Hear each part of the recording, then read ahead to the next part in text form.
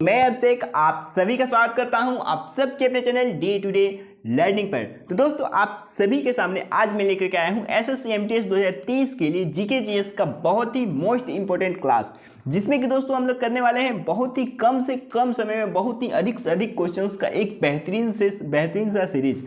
तो चलिए दोस्तों देर नहीं करते हुए हम लोग एसएससी एमटीएस का बहुत ही महत्वपूर्ण प्रश्नों का ये जो सीरीज है इसे हम लोग स्टार्ट करते हैं। दोस्तों आज का हमारा पहला प्रश्न है, ब्रिटिश भारतीय साम्राज्य की राजधानी को कोलकाता से दिल्ली स्थानांतरित कब किया था?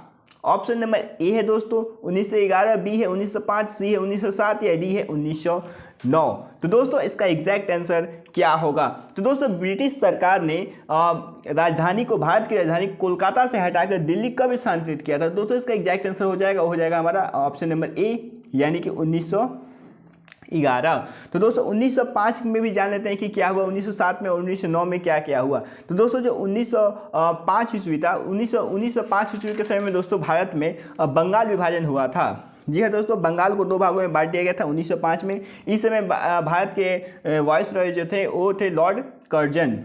दोस्तों 1907 ईस्वी में राष्ट्रीय कांग्रेस का सूरत अधिवेशन हुआ था, जिसमें एक दोस्तों नरम दल और गरम दल का क्या हो गया था, विभाजन हो गया था। और 1909 में दोस्तों मार्लो मिंटो सुधार एक्ट आया था, जो कि बहुत ही इंपॉर्टेंट है दोस्तों, आपके एग्जाम में बार बार ये पूछा जाता है। अगला प्रश्न दोस्तों हमारा, मीनाक्षी श्रीनिवासन निम्नलिखित में से किस नृत्य शैली की प्रतिपादक हैं? Option number A Kathakali, B Bharatanatyam, C Kuchipudi या डी कथक। तो दोस्तों इसका एग्जैक्ट आंसर क्या होगा? दोस्तों इसका एग्जैक्ट आंसर हो जाएगा हमारा ऑप्शन नंबर बी यानी कि भारतनाट्यम। दोस्तों मीनाक्षी श्रीनिवासन जो है भारतनाट्यम की एक बहुत ही प्रसिद्ध नृत्य शैली के प्रतिपादक हैं। नेक्स्ट प्रश्न दोस्तों है हमारा, दोस्तों भारतनाट्यम कहाँ का लोक नृत्य है?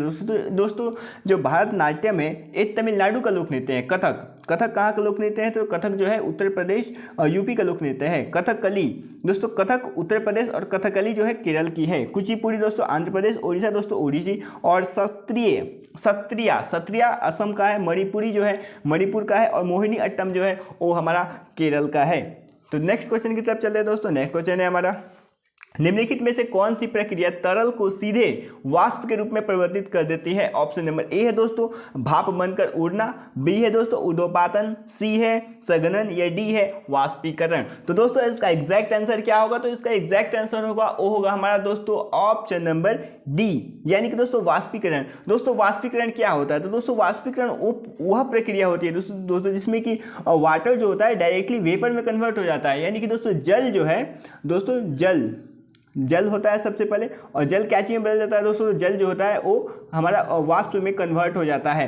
दोस्तों सघनन, तो दोस्तों सघनन कौन सी प्रक्रिया होती है? तो दोस्तों सघनन में क्या होता है कि वाष्प जो होता है, वाष्प यानी कि वेपर जो होता है वो दोस्तों वाटर में कन्वर्ट हो जाता है। वाष्प जो होता है वाटर में कन्वर्ट होता है, मतलब कि वाष्पकरण जो उड़ रहा होता है गैस फॉर्म में वो पानी के रूप में बदल जाता है। दोस्तों ऊर्ध्वपातन क्या होता है? तो दोस्तों ऊर्ध्वपातन में कोई सॉलिड चीज जो होता है वो डायरेक्टली लिक्विड गैस में कन्वर्ट हो जाता है। मतलब कि दोस्तों सॉलिड चीज होगा, जैसे कोई ठोस है, ठोस डायरेक्टली क्या चीज में बदल जाएगा दोस्तों? गैस में बदल जाएगा। तो इस प्रक्रिया को हम लोग कहेंगे दोस्तों ऊर्ध्वपातन। अगला प्रश्न दोस्तों हमारा, निम्नलिखित में से कौन स्वतंत्र भारत के पहले वित्त मंत्री थे? ऑप्शन नंबर ए है दोस्तों आर.के. षणमुखम चेट्टी, बी है दोस्तों टी.टी. कृष्णमाचारी, सी है दोस्तों श्याम प्रसाद मुखर्जी, डी है दोस्तों जगजीवन राम। तो दोस्तों इसका एग्जैक्ट आंसर क्या होगा? दोस्तों इसका एग्जैक्ट आंसर हो जाएगा हमारा ऑप्शन नंबर ए यानी कि आर.के. षणमुखम चेट्टी। नेक्स्ट प्रश्न दोस्तों हमारा, LAC भारत और किस देश के बीच प्रभावी सीमा रेखा है? ऑप्शन नंबर ए है दोस्तों बांग्लादेश, म्यांमार, अफगानिस्तान या चाइना। तो दोस्तों इसका एग्जैक्ट आंसर क्या होगा? दोस्तों LAC line of actual control. तो दोस्तों ये कहाँ का सीमा रेखा है?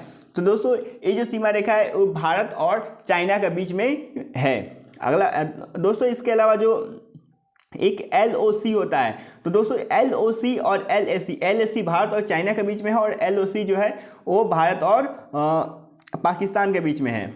अगला प्रश्न दोस्तों हमारा, प्रधानमंत्री मुद्रा योजना के तहत डैश तक की आय सृजन गतिविधियों के लिए ऋण को शिशु ऋण कहा जाता है? ऑप्शन नंबर ए 50,000 रुपये, बी 75,000 रुपये, सी 60,000 रुपये या डी 40,000 रुपये। तो दोस्तों इसका एग्जैक्ट आंसर क्या होगा? दोस्तों इसका एग्जैक्ट आंसर है हमारा ऑप्शन नंबर ए, यानी कि 50,000 रुपये होगा। अगला प्रश्न दोस्तों हमारा, निम्नलिखित में से किस राज्य में सबसे अधिक विधानसभा निर्वाचन क्षेत्र है? Option number A Rajasthan, B Maharashtra, C Uttar Pradesh या डी मध्य प्रदेश। तो दोस्तों इसका एग्जैक्ट आंसर क्या होगा? तो दोस्तों जो इसका एग्जैक्ट आंसर है वो हो जाएगा हमारा ऑप्शन नंबर सी, यानी कि उत्तर प्रदेश। दोस्तों उत्तर प्रदेश जो है उसमें विधानसभा की सबसे अधिक निर्वाचन सीटें हैं, लगभग 403 सीट। और दोस्तों उत्तर प्रदेश में लोकसभा की भी सबसे अधिक सीट है, 80 सीट हैं। और उत्तर सभा में दोस्तों राज्यसभा की सीट जो है वो हमारी 31 हैं।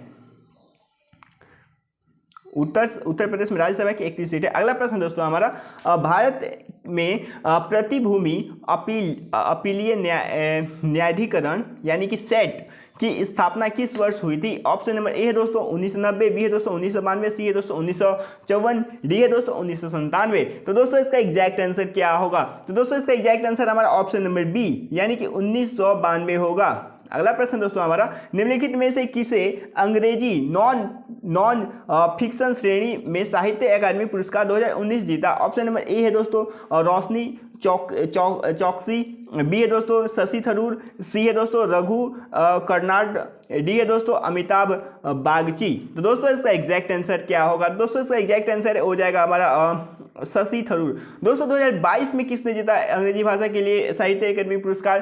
तो दोस्तों 2022 में जो है वो अनुराधा रॉय ने जीता। दोस्तों अनुराधा रॉय ने 2022 में नोबेल पुरस्कार दोस्तों साहित्य अकादमी पुरस्कार अंग्रेजी भाषा के लिए जीता। और दोस्तों उर्दू के लिए अनीस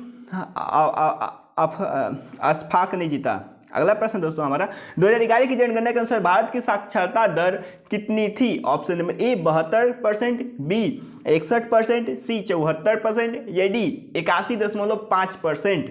तो दोस्तों इसका एग्जैक्ट आंसर क्या होगा? दोस्तों इसका एग्जैक्ट आंसर हमारा ऑप्शन नंबर सी, यानी कि 74% होगा। तो दोस्तों 2011 की जनगणना के अनुसार दोस्तों पुरुषों की साक्षरता दर और महिलाओं की साक्षरता दर क्या थी? तो दोस्तों 2011 की जनगणना के अनुसार पुरुषों की जो साक्षरता दर थी वो थी हमारी 82.14% और महिलाओं की साक्षरता दर थी वो हमारी 65.46%। दोस्तों आप प्लीज़ याद रखिएगा आप लोग, क्योंकि जो भी एग्जाम्स अभी रिसेंट में एसएससी के कंडक्ट हो रहे हैं, जैसे कि एसएससी सीएचएसएल हो गया, एसएससी सीजीएल हो गया, इन सभी एग्जाम्स में कंटिन्यूसली दोस्तों जनगणना से प्रश्न बार बार पूछे जा रहे हैं, लोकनीति से प्रश्न बार बार पूछे जा रहे हैं, और इतिहास में मॉडर्न हिस्ट्री से क्वेश्चन, जैसे कि जो भी गांधी जी का जो आंदोलन था उससे प्रश्न बार बार पूछे जा रहे हैं। तो प्लीज़ दोस्तों इन सभी टॉपिक को आप लोग रिवाइज कर लीजिएगा। और दोस्तों आप लोग को अगर इन सभी टॉपिक में किसी भी टॉपिक पे वीडियो चाहिए होगा तो प्लीज़ आप लोग कमेंट करिएगा, हम आप लोग को बेहतर से बेहतर वीडियो प्रोवाइड करवा देंगे। अगला प्रश्न दोस्तों हमारा, निम्नलिखित में से कौन संक्रामक रोग का एक उदाहरण है? ऑप्शन नंबर ए क्षय रोग, बी पागलपन, सी फफूंसिये उच्च रक्तचाप या डी मधुमेह। तो दोस्तों इसका एग्जैक्ट आंसर क्या होगा? तो दोस्तों इसका एग्जैक्ट आंसर हमारा ऑप्शन नंबर ए, यानी कि क्षय रोग होगा। अगला प्रश्न की तरफ चलते हैं दोस्तों। अगला प्रश्न है हमारा, नीचे दिए गए कथनों में से कौन सही है? ऑप्शन नंबर ए राज्यसभा के 12 सदस्यों को राज्यसभा के सभापति द्वारा मनमोनित किया जाता है। ऑप्शन नंबर बी है दोस्तों राज्यसभा के 12 सदस्यों को राष्ट्रपति द्वारा मनमोनित किया जाता है। ऑप्शन नंबर सी है दोस्तों राज्यसभा के 15 सदस्य प्रधानमंत्री द्वारा मनमोनित किए जाते हैं। ऑप्शन नंबर डी है दोस्तों राज्यसभा के 15 सदस्यों को राष्ट्रपति द्वारा मनोनीत किया जाता है। तो दोस्तों इसका एग्जैक्ट आंसर क्या होगा? तो दोस्तों इसका एग्जैक्ट आंसर है होगा हमारा राज्यसभा के 12 सदस्यों को राष्ट्रपति द्वारा मनोनीत किया जाता है।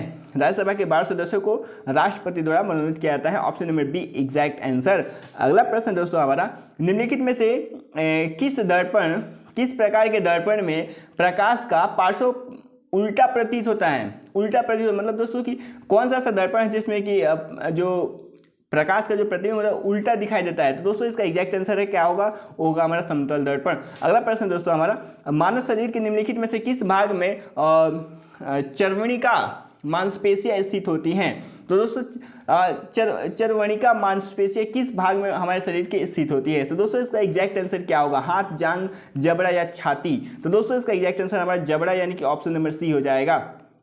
अगला प्रश्न दोस्तों हमारा, निम्नलिखित में से किसने ईस्ट इंडिया एसोसिएशन संगठन की स्थापना की थी? Gopal Krishna Gokhale, option number B है दोस्तों जॉर्ज यूले, सी है दोस्तों व्योमेश चंद्र बनर्जी, या डी है दोस्तों दादा भाई नौरोजी। तो दोस्तों इसका एग्जैक्ट आंसर हो जाएगा हमारा ऑप्शन नंबर डी, यानी कि दादा भाई नौरोजी। अगला प्रश्न दोस्तों हमारा, पद्म विभूषण 2020 पुरस्कार प्राप्त करने वालों में से SSC जमीर को उनके योगदान के लिए किस क्षेत्र में पुरस्कार मिला? दोस्तों SSC जमीर को उनके योगदान के लिए किस क्षेत्र में पुरस्कार दिया गया? ऑप्शन नंबर ए सार्वजनिक मामले, बी व्यापक मामले, सी कला, या डी साहित्य। तो दोस्तों इसका एग्जैक्ट आंसर क्या होगा? तो दोस्तों इसका एग्जैक्ट आंसर है वो हो जाएगा हमारा ऑप्शन नंबर ए, यानी कि सार्वजनिक मामले। अगला प्रश्न दोस्तों हमारा, निम्नलिखित में से कौन सा कुंभ मेला के 4 स्थानों में से एक नहीं है? Option number A Ujjain, B Haridwar, C Prayagraj, या डी वाराणसी। तो दोस्तों इसका एग्जैक्ट आंसर क्या होगा? दोस्तों कुंभ मेला कहाँ पे नहीं लगता है? तो दोस्तों इसका एग्जैक्ट आंसर हमारा ऑप्शन नंबर डी, यानी कि वाराणसी होगा।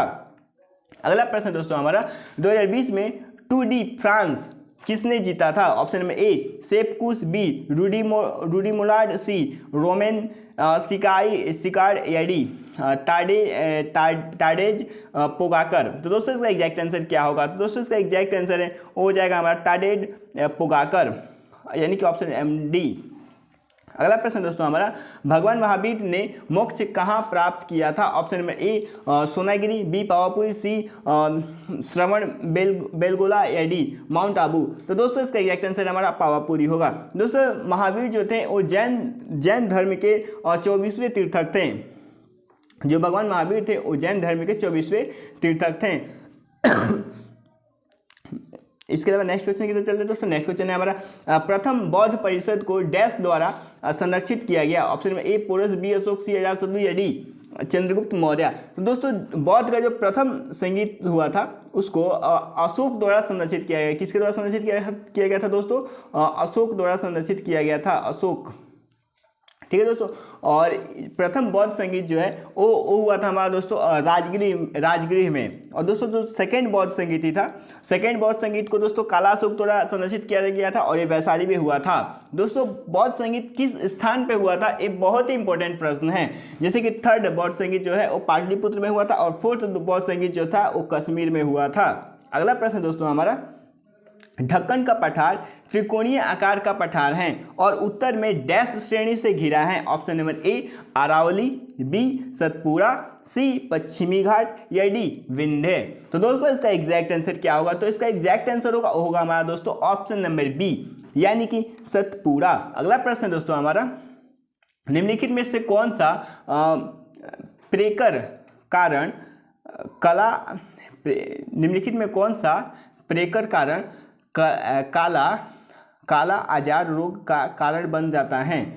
दोस्तों इसमें थोड़ा प्रिंटिंग मिस्टेक है दोस्तों। काला आजार रोग का कारण कौन सा, मतलब इसमें जो निम्नलिखित में जो कारण है वो बनता है? ऑप्शन नंबर ए जीवाणु, बी कवक, सी प्रोटोजोआ, या डी विषाणु। तो दोस्तों इसका एग्जैक्ट आंसर क्या होगा? तो दोस्तों इसका एग्जैक्ट आंसर हो जाएगा हमारा प्रोटोजोआ, यानी कि ऑप्शन नंबर सी।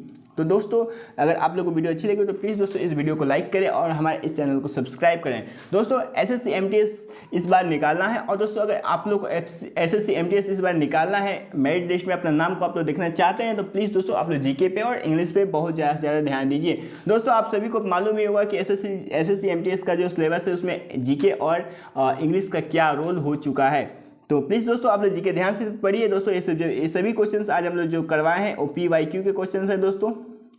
तो मिलते हैं दोस्तों नेक्स्ट वीडियो में। जय हिंद, जय भारत।